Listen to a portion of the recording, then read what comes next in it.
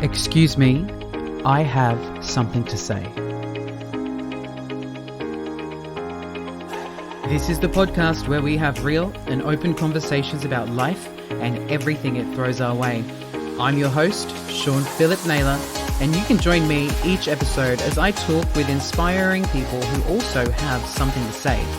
You can also join in on the conversations by contacting me directly through the show's official social channels, Instagram, Twitter and TikTok at excuseme_pod, Facebook and YouTube, search Excuse Me I Have Something to Say, or visit our official website, excusemeihavesomethingtosay.com. As always, all links are embedded into the show notes for you, and don't forget to click on that subscribe button. And if you're listening through Apple Podcasts, remember you can rate and review the show there. Hi guys, thank you for tuning in this week. Once again, I'm starting off the show with a bit of gratitude to all of you. So a huge thank you to you lovely lot. All of you long-time listeners and anyone tuning in for the first time this week, pull up a seat, get comfy because we have a great show in store for you today. This week I'm joined by Aussie actor, author and activist Harry Cook. Harry has appeared in numerous movies and TV shows over the years. You may recognise him from shows such as Mr. In-Between or the Stan original Bump. Harry's also starred in movies such as 2015's Drown, I Love You Both and 2009's Accidents Happen, where a young Harry starred alongside the always incredible Gina Davies. Harry's also an accomplished author, with his 2018 memoir Pink Ink, in which Harry shares his life, his career, his battle with addiction, and ultimately his resilience to find peace and acceptance within himself. He's also found great success recently with his 2020 novel Finn and Rye and Fireflies. And one of Amazon's reviews summed it up beautifully as a gloriously upbeat LGBTQI+ novel of love, hope, and friendship, showing that although it's not always rainbows and fireflies, life's too short to be anyone but yourself. Welcome to the show, Harry. There is so much that I actually wanted to pick your brain about and get your thoughts on, but let's just start with a simple, how are you today? I'm good. I'm really good. Thank you for having me. No, I'm really good. Big week. Couple of really big, crazy weeks towards the end of the year, but it's good. It's just like manic, as everyone is. Everyone's crazy. How are you? I'm good. It's exactly the same. Like just trying to wrap up this year as neatly as possible. It's been one hell of a year. As we're coming to the end of it, though, how was your 2021? I mean, you write it off. Could I get away with just not calling it a year? Like, I don't feel like I should turn a year older this year. I feel like it's a bit of a rip-off. Like, you know what I mean? I kind of want my money back guaranteed. That's all I'm 100%. But no, it's like, for the most part, healthy, touch wood, family are all good. Like, that's counting my blessings in that department. It's just been a tough year for everyone. It's been a tough 2 years. Like, we're coming up to year number 3 now. Like, this is a lot. We've crazy. Been through a lot. And I know, like, I've spoken to a lot of friends as well. Like, I don't think probably any of us realize just how traumatizing this all is. Like, it's hectic what we've all been through, and it's a lot. So I'm just very grateful. We're all being very gentle with each other at the moment, and I like that. I think everyone should continue that. Just be very kind. Everyone should just be nice to each other because it's hard enough as it is right now. Absolutely right. It's crazy to think that it's been going on so long. I was actually on, I had a video chat with a friend of mine who's over in the UK, and during this whole pandemic, she's had a baby. Her baby's like going to be 2 soon. And it's just insane. Her little, cute little thing. They've just done 10 days isolation at their house because the baby's got COVID, but is the baby okay? Yeah, she's fine. She's actually, ironically, my friend was saying that the baby's the healthiest she's been in ages because she's not going to the daycare where the kids just lick each other. Have all the germs. Yeah. So just need a global pandemic to get you in the best shape of your life. Oh, that's it. Although the COVID kilos for some people didn't help. I'm back at the gym, but it's taken its time. It's gonna be there for a bit. Yeah, I hear you. Fine with that. So anybody who follows you on social media, so obviously I follow you on social media. That's where we first connected, which I think is really cool that you are open to connect to people through there. But on your Instagram in particular, you're very, let's say, politically active, not afraid to point the finger at those people who need the finger pointed at them. So yeah, I mean, I'd love to pick your brain on some of these topics that you are so passionate about, like climate change in particular, and the lack of action, I guess. How long have you got? Because I could really rant here. It's a 4-part special, guys. Yeah, there's going to be 4 days worth of content.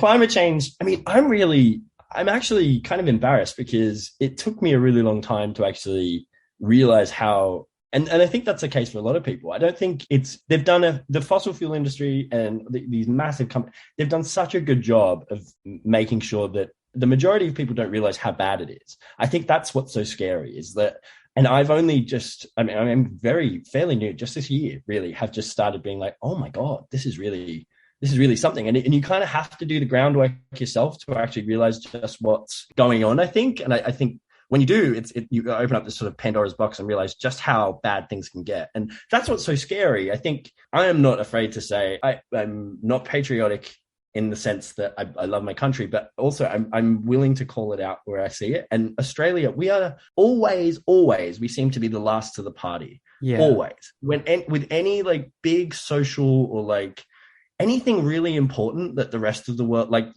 marriage equality or like the asylum seekers or like the COVID or climate change, we seem to always, without fail, be the last country to actually go, oh, hang on, we need to do something. Like we can't, I think, sorry, I am rambling a bit. But No, like, you could. I was talking to a friend the other day and it was like, I do feel like Australia, we have this very like, oh, she'll be right, mate. Yeah. Attitude. And we can't, like, we won't be. She won't be right. Like, we need to actually, everybody needs to do something and at least, like, speak up. I think we're a very passive nation, which is beautiful in a lot of ways. Like, we're very, like, no, it's all good. Like, we'll figure it out. But at the same time, we do need to kick up our ass because things are getting really bad. We need to do something about it. Yeah. So that's where I'm at. I'm just rallying against our abysmal government who we should not have, I mean, yeah, that's just a whole other kettle of fish.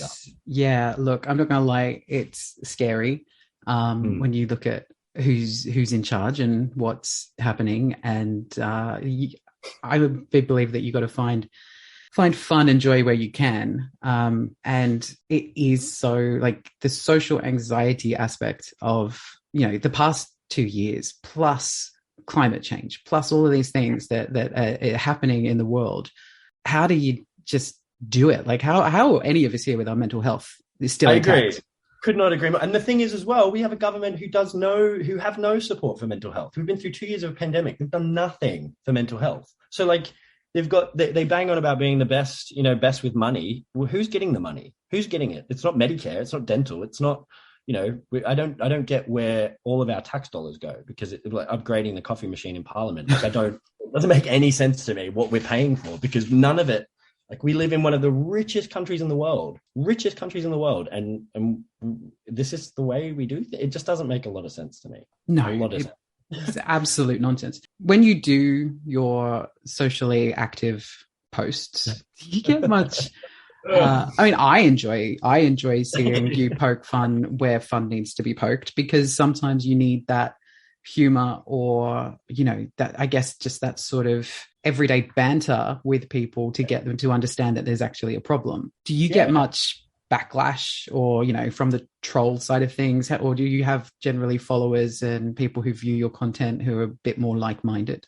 I think sometimes it depends. Sometimes you do get some who are just out for a fight, and that they're the kinds of people that you can't really have a conversation with because they just want to rile you up. But I'm so open to I don't just like banging my drum for I'm so open to having a conversation. If people want to be like, actually, no, this is what I think. And this is why liberals are good. Like no one's come to me and been like, but this is what they're doing right. Like no one has said that to me. So I would love to have a genuine conversation with somebody who does believe in this party and just be like, what is it that you see that everyone, like I don't like, and maybe I am just this, in a bubble and that is fine. Like that it's not fine. I want to be able to understand it more, but I can't fathom how after 10 years of this government, I mean, realistically, after the marriage equality plebiscite, I was disgusted that this country elected them again.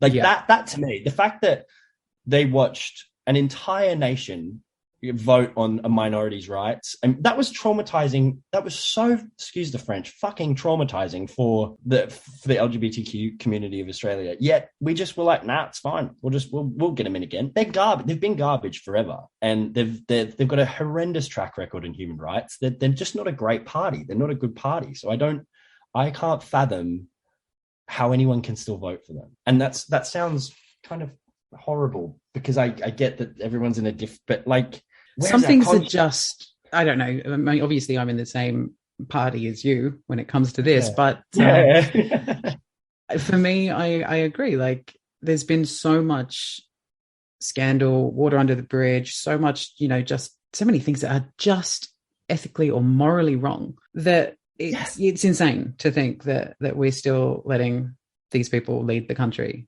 Like, for example, like Gladys, for example. Like, I know so many people who froth over Gladys, and I'm like, she's corrupt. She is corrupt. We've discovered that. We've literally heard her say things that are like... We've heard her on tape, and they're still rallying around her. And I'm like, is that just is that the bench we've got now? Like, is that just how we just like, well, they can be corrupt, but just as long as they're not too corrupt. Like, no, we deserve better. We deserve so much better in this country. We pay these people's wages. Like, do people realize that? Listeners understanding that? Like, our tax dollars pay for their Kirribilli homes and their mansions in the suburbs, and their cars, their BMWs that we pay for that. Their $500,000 a year salary or whatever they're on, and they're not doing the job right. Like, well, we paid for the lovely trip Scott Morrison took to Hawaii when the country was burning. All of our money sending him over to Hawaii to put his feet up. I hate that man. I will happily go on the record and say that. I think he is a dangerous man, to be honest. Yes. I find him, politics aside, I find what he is doing is so dangerous. Like, he's not playing, I don't know whether he's playing politics or I don't know what he's doing, but it's like, it's bad. It's really bad. But the good news is there's hope, and there's a lot of people who are awakening, I think, in this era. Shame it took a global pandemic for the straight white people of Australia to realize that the government aren't great. But, we got there. They're coming on board now. It's had to affect them first. Yeah. Oh gosh, yeah. So a lot of passion, as you can tell. I love it. This is what we're here to do. We're here to talk about just, I guess, anything and everything. And I love it. This is clearly something that you're passionate about. You also, you mentioned the plebiscite. You're passionate about LGBTQ rights, of course. As raising my hand, of course, me too. You came out publicly ages ago. Well, it feels like ages ago now. How? Hey, I'm older. How was that for you? Like, because that's a big step for anybody to do it, but to do it in the public eye. Yeah, and it's weird because at the time I came out because I was with a partner who I'd been with for a really long time, and had sort of he's always been there, and it was getting to a point in my career where I was going to really cool, films would premiere or whatever. And he would come along, but he sort of had to stand to the side. I wasn't able to be like, hey, he's my partner. I had to be really quiet. And I was like, that's not fair. Straight actors get to go and take all their partners to their films when they have a film release. Or I saw the double standard, because the thing that I'd been told forever was, if you come out, studio execs aren't going to be able to see you playing a straight role, because that's just how they view things. And I was like, well, that seems silly, because isn't it ridiculous? We watch movies like Jurassic Park. I know dinosaurs aren't real, but I will watch it. That's a stupid thing to say. How stupid do you think audiences are? They will be fine. They will be fine. I can play straight. I did it all through high school. I'm great at it. Yeah. That's right. If anybody can play straight, it's a gay guy. I know. But yeah, but the thing is, on the flip side of that, all the straight actors get to play our roles, so we don't get the same. It's the same, the flip of that. But yeah, coming out, I think was I'm so glad I did it when I did, because it's just taken that. It's just done now. I've been out now for 7 years. I think 2013 I came out, maybe publicly, and yeah, it's been a weird ride. career-wise, because it's like there is still that weird thing out there that until the last couple of years, everything seems to have slightly shifted, and we're like working again, like gay actors are back out again. So that's a nice thing. It only took 5 years got there in the end. How do you reckon like a young Harry would have felt if the queer representation that we see now obviously could still be better, but how would you have felt back then if that was it's so cool. I was like the books that are out now and the movies that are out now, and you're right, we've got plenty more to go, like we still need to do a lot, but I just remember, like, and I'm sure you're the same, like growing up there was nothing. Like, and that makes me sound really old, but it's not that long ago. That's the thing. I think that's what people realize. Like, we are still very young. And for us growing up, we had nothing. And there was no books. There was no TV show. Will and Grace was on, but that was like a sitcom when I think I was 10 when I first saw that or something. Now you're making me feel old. But it was like it's so cool. It's so exciting because I'm like, oh, we're going to see more of it. Like, it's actually, there's a shift happening, which is so cool because it just means that, I get to work more. Well, you get to work more. You get to be present, wave the flag as it is. And you get to be part of the generation of actors and artists who, I guess, are active during this transition time. But you not only are present in doing that, you're also helping to do that, because firstly, you can take the queer roles and you can be a queer man in a queer role. But secondly, you are writing interesting books like Finn and Ryan Fireflies. That came out last year? Yeah, it did. Yeah, last August. I think so tell us a little bit about the story there. Like I said, like books, I loved reading as a kid. Like, I was such a reader. I still am. I love books. And I remember, a few years ago, I was like, how good is it that we've just got Love, Simon now? And like that, like Adam Silvera is making all these beautiful books, and Robbie Couch has just got a book out. He's got another one. Like Tobias Madden's just got an amazing queer book out. Like, there's so many really cool stories that are being told. And I was like, I want that. I want to do something like that. And I kind of wanted to throw my hat in the ring, and I had this idea for a story that I thought was kind of cute. And also it was kind of the love letter to like me as a kid. Like, if I could have read something like this as a kid, I reckon that would have made me feel pretty damn good. Like, it would have made me feel happy or like hopeful. That's what I kind of was hoping for. So I wrote it. People seem to like it. It's got some good. It's up for the Scottish Teenage Book Prize, which is being announced next year, which is really cool. Yeah, I'm so proud that I've got a little queer story out in the universe that a bunch of but like, it's so cool when I know that there's kids in Scotland who are reading it and going, oh, that could be me. Like, that is the coolest feeling in the world, to think that there's a bunch of young people out there who are just being able to read themselves somewhere. I think that's so cool. I mean, it's representation, isn't it? Like, to a T. I mean, for me, when I was younger, I didn't really know any gay people. There was no one in my family who was openly gay. It was just you're surrounded by, sexuals, as always. And that's the only thing. And I find it really funny as well. Do you, when you hear that line from straight people who are like, I don't mind that you're gay, but I don't have to see it everywhere. I'm like, honey, I grew up seeing nothing but straight people. Yeah.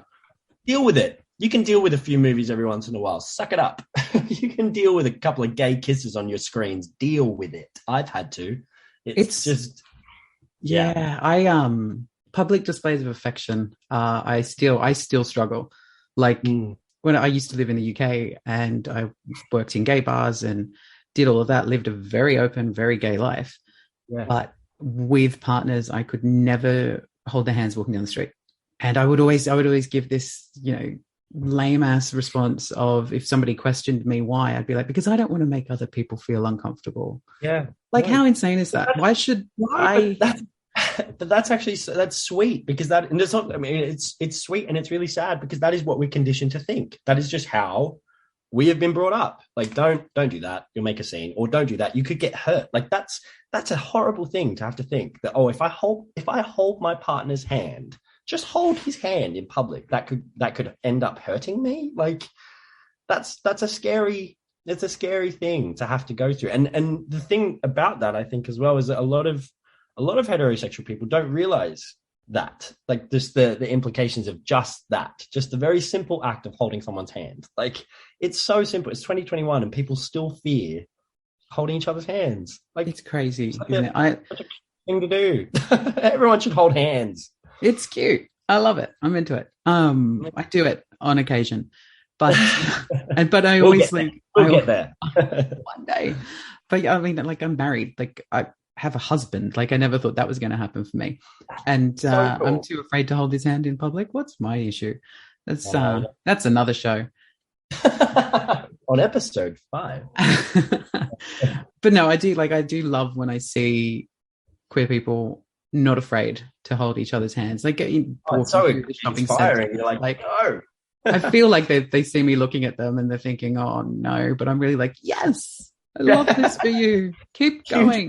Keep doing it. I'm so proud of you. I feel like it would be a miss if I didn't have a little fanboy moment and ask a question. Might not be going where you think it's going. So hold that horse. Now, ever since I was a little gay kid, I love Gina Davis. Tell me she is as amazing as I want her to be. The best. She's the best. And that question I get a lot, and I love it because she is, I could talk about her all day. She's the best. She is the sweetest, just the coolest, most talented. She's just, and so smart and so about representation. She's got a whole institute on it. Like, she's just a really good person. And I'm so glad, I say that a lot. I'm so glad that she was the sort of first big star that I got to work with, because it could have been someone who sort of put you off the end. Like, if I got a real diva or someone who was just difficult to work with, that can make you go, oh, far out, these Hollywood. But she's the most down to earth, kind, generous. Like, she's just the best. And I just love her. And I'm going to do a movie with her again. I'm writing it, and it's going to happen. I love it. Now, I did see, actually, while you're talking about writing things, I did see an Instagram story that you posted. I think you might have been traveling back from Melbourne recently, and you were writing something. And if you might be writing a role for Gina, I feel like you might also be writing a role for Jennifer Coolidge. Of course I am. Oh, I'm so glad you brought her name up. My God, speaking of women I love, Jennifer Coolidge. Yeah, so I actually am. And I've been meaning to do it. I've had this idea for ages. I mean, I've finally been like, no, write it. Like, if you at least write it, then at least it's done and you can try and get it made or whatever. But Gina has said that she will have a look at it. And I was like, well, if I can get it done and send it her way, and then we could make it, and then Jennifer Coolidge can come on board. See, the thing is, I'm so obsessed with Jennifer Coolidge. As anybody who follows me knows, I think she is. I am so obsessed. She's a genius. She's just a genius. She's so good. She's so good. And the thing is, she's always been good, but it feels like now they're giving her these roles that she's just allowed to just go wild in. And it is the most fun to watch. Have you seen Single on the Way yet? Yes. Yeah, I was so excited for so many reasons. Obviously, queer representation in the Christmas movie. It was amazing. Cute. Love that. But yeah, Jennifer Coolidge, when she's trying to teach the kids, like the dance that she does in the end credits, I've watched that about 900 times, and it gets funnier every time I watch it. It's like, because I'm fascinated by performers, and I feel like she is just she's so unafraid. She's such a fearless actor. And this is, aside from me just fangirling on her, this is me being all like, oh, the craft of acting. But she is so talented, because she just doesn't care. She doesn't care what anybody thinks. And I think that is what you get. You get this like unhinged, amazing performance from her. I find her magic to watch. She is one of the most interesting actors to watch. She's glorious in her voice and just the way she can deliver a line. Oh, I'm going to watch that again tonight. Again and again and again. She's definitely, like you say, she's getting better, I guess, not better roles, but roles that just allow her to really sit in it. Yeah. Like White Lotus, she was amazing. She's been nominated for a Golden Globe, about time, but she's like White Lotus. She was amazing in that, and so unhinged. They're the best parts. Like she gets the best parts. She gets the parts that everybody wants. Like they're the What ones. was the first? Was it? It was American Pie, wasn't it? That was like her first one where she got really noticed. It was Mom. Yeah, that was kind of her. I think, and Legally Blonde, like around the same time. It was around like the 90s where she was just, I just love her. I just want to hang out with her. I just want to meet her once and just be like, let's be best friends forever.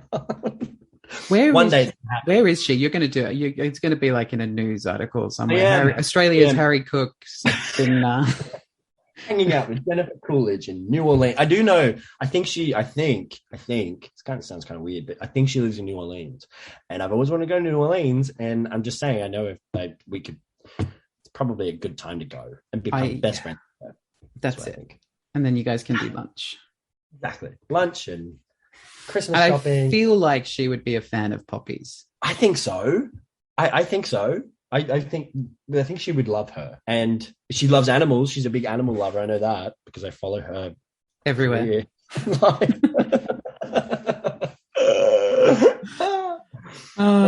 get a restraining order out on me. Probably that's probably what's gonna happen. I'll never get to hang out with her because she'll be like, "This guy's crazy. What's wrong with him?" Yeah, but then your names will be like in the same news articles and things. Exactly. So who cares? Exactly. And she'll know who I am. That's the main thing. To be honest, this is how, Amy Schumer, she wrote something for Goldie Hawn and was Goldie Hawn's biggest fan. And eventually she got it made. So I'm not Amy Schumer. So, but I can try. No, but you are Harry Cook. Exactly. See, it's empowering. You can do anything if you stalk them long enough. Exactly.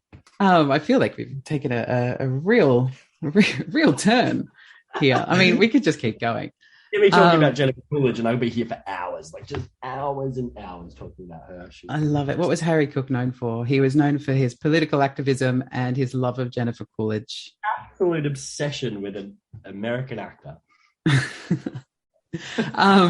So speaking of America, any news? Yeah, I actually had my medical today, which is like, they gallon of blood. They like give you a chest x-ray, make you promise your firstborn to the state of California. It's a massive, they make you jump through some hoops. But yeah, so my green card, I means that, you can go and live over there and work over there and do the whole, become an American. So I'm thinking early to mid next year. I've got a couple of projects, hopefully, that are kicking off early next year, which should be good. And then after that, I think I'm going to head over for a bit. I love America. I think to be honest, I'm going to cop some shit for saying this, but I think I don't think Australia is much better than America in terms of everything. I think we just have a better publicist. I really do. I think Australia has this world. Everybody looks at Australia as like we've got it. We're this great fair country. We're not. We've just got we've got the Rupert Murdoch media at the helm that pumps out that we are doing great, and we're not. We're doing terrible, and it's a pretty shocking place at the moment. Like we should call it as it is, I think. And I think when people start calling it as it is, then things can change. But which is what happens, which is what I love about America and the passion that Americans have. I do think America, like they had 4 years of Trump, and they were like, nope, can't do this. Nope. And everybody sort of rose up. Everybody was like, no, we can't have this. Like there was this massive push in America where everyone became politically involved. And I still feel Australia has this very lax attitude. Like, we don't need to get involved in politics. We do. We really do. Everybody needs to get on this. Like everybody needs to be as passionate as I am, to be perfectly honest. Like we do need that in this day and age, because things can get rather grim with climate change around the corner. And I think unless people realize what's at stake, it's not really going to sink in. So I say as I pack my bags and move to America, I'm like, good luck, have fun while you sink. Do you, having, being in the public eye and having that kind of platform, do you feel there is a pressure for you to be politically active, or do you feel like people just do that saying, you're an actor, just act and be quiet? Really good question. I love that question because, that's the thing. I don't like, a lot of actors don't want to get political, and I do kind of get that. I do get that to a point. but I don't know. I guess it just depends on how important stuff is to people. Like, I guess, like if you have an enormous platform, like I've always been pretty vocal about the fact that, like for example, Trump. When Trump was in office, you had everyone from Meryl Streep, George Clooney, Robert De Niro, everyone under the sun, every big major celebrity under the sun was like, he's garbage. Like, what are we doing, America? And that helps. That gets the country to listen, because when you do have any kind of influence, we're living in an age where people do listen, and they listen sometimes to people they look up to more than they would a politician. So if the people that they're looking up to, like, for example, Nicole Kidman, Hugh Jackman, Toni Collette, Cate Blanchett, where are you all? Our government is garbage. Like, start talking. We need to talk about this. And no one seems to want to talk about it. And I don't know what that is, but I find it sad, because everywhere else in the world where there is corrupt governments or things going wrong, like England, Miriam Margolyes is constantly on the battlefield against the Tory government. Like Kate Winslet we'll talk about. Like, we have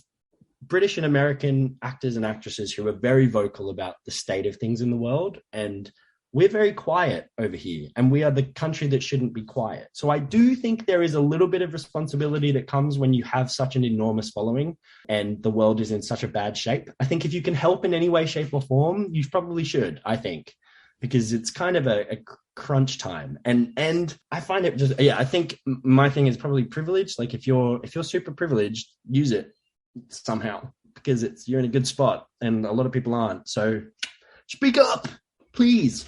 Use it for the greater good. Yeah. Kate, Nicole, Tony, Hugh, where you at? Yeah. I'm sure they're listening to this. They will know now. We'll flick them a link. Yeah, listening to my tiny little podcast. Come on. They will now. Send it to all their publicists. They will now, yeah. Just say something I'll say something really insane that will get us like a lot of media. What can I say? I don't know. Jennifer Coolidge for president? Yeah, absolutely. She should be. She should be president of the world. I would vote for her in a heartbeat. In a heartbeat. She would rule, wouldn't she? She wouldn't just be in office. She would rule. The best way to explain Jennifer Coolidge being president. She would rule. She would win the world. She most certainly would. Now, I'm going to wrap us up on this little note, but a couple of things before I go, or before you go, or we go. Firstly, what's coming up? What do you want people out there to look at? Where can people find you? Is there more books coming? So much happening. So actually, there's a few things. So I got a book coming out in August next year. It's called Felix Silver, Teaspoons and Witches. It's another young adult gay novel. This time, just about a bunch of young people who have magical powers. But the author is not transphobic, J.K. Rowling. Rabbit hole as well. No, I'm kidding. Yeah, let's go. Get her. Let's go. No. So there's that. And then also I'm doing I got a show in development called Freeloaders, which I'm so excited about. I'm so excited about. It's called Freeloaders. It's about a group of 30-somethings who imagine Friends, but they're all fucked up. Kind of like a mix. It's a mix of Skins and Fleabag, it's an Aussie show, all Aussie cast as well. And the cast are great. It's like a really diverse cast so far, and really excited. So I think planning to go into pre-production around July next year, I think. So yeah, depending on where in the world I'd be, could be back here for that, but we'll see. But that's something else I'm pretty keen on.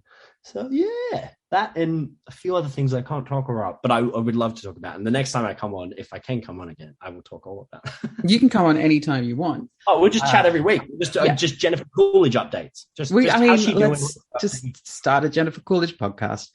In a heartbeat. I would talk about her every day for the next year. And thanks for having me. This has been so fun. This is the best podcast. I love it. Yes, more of that. More of them. That's all your sound bites are going to be. Is just That's it. Yeah. Great podcast. Yeah. Thank you so much for your time. I know that you've got a lot on, so I really appreciate it. Thank you for switching the time as well. Thank you so much. No, I had so much fun. You're the best. Thank you.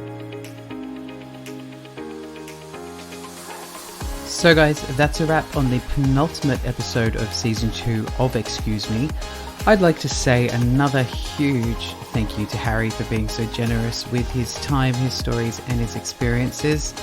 You're an absolute gem of a human and a pleasure to chat with. If you guys want to follow Harry's socials and keep up to date with what he and his gorgeous pooch Poppy are up to, his quest to find Jennifer Coolidge in the States, his thirst traps for the planet, and much, much, much more, then you can follow Harry over on Instagram at Harry J. Cook or on Twitter at Harry Cook.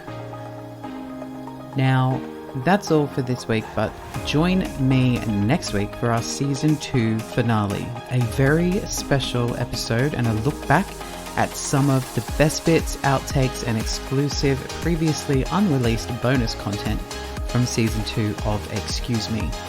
But until then, I hope that you all have a very Merry Christmas, Happy Holidays, stay safe, look after yourselves and each other, and I'll see you next time.